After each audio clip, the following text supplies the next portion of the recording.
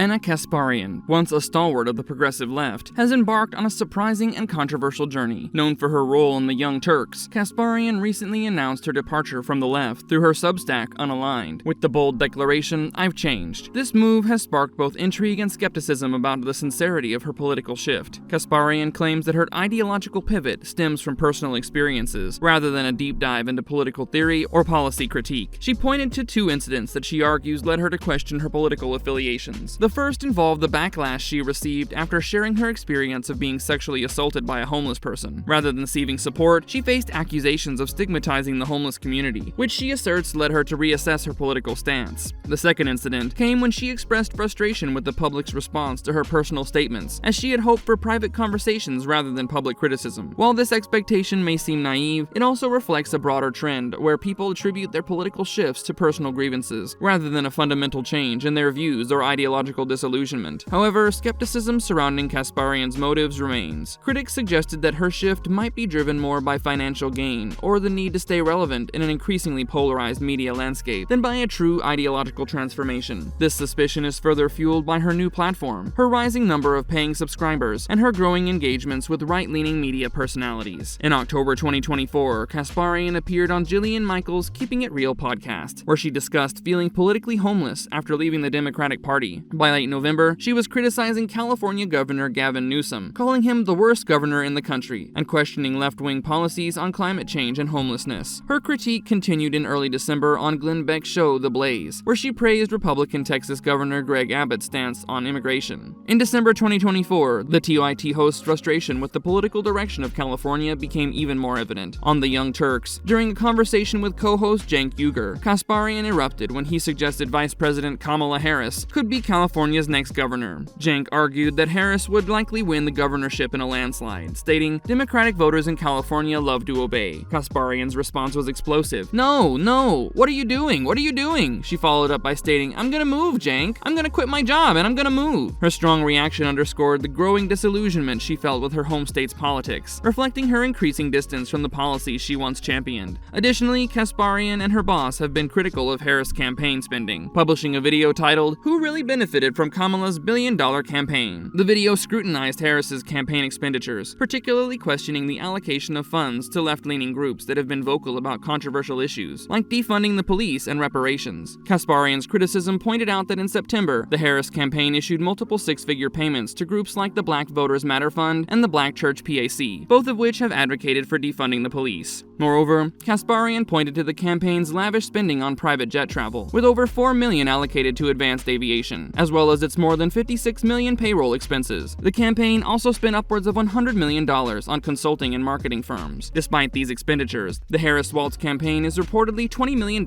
in debt, despite raising over $1 billion in total funds. This financial trouble even prompted a trolling comment from Donald Trump, who joked about covering the debt himself. The timing of Kasparian's political shift, coinciding with the rise in demand for conservative commentary, raises questions about whether this is a strategic move to remain relevant or increase her financial standing. This, combined with her new platform, paints a picture of someone potentially playing the political game for personal gain. Kasparian's past critiques of figures like Dave Rubin, whom she accused of politically shifting for financial gain, further complicated her current narrative. This has led some to accuse her of hypocrisy, suggesting her change in direction may be motivated by self-interest, rather than a genuine evolution of political thought. For many of her former supporters, Kasparian's departure from progressive causes feels like a betrayal. Her newfound narrative of seeking intellectual freedom and open-mindedness seems at odds with her previous criticism of others who left for less than noble reasons. Kasparian's journey from progressive commentator to someone questioning her political identity is fraught with questions about integrity and motivation, and it remains to be seen whether her shift is driven by financial incentives, a desire for relevance, or genuine political evolution.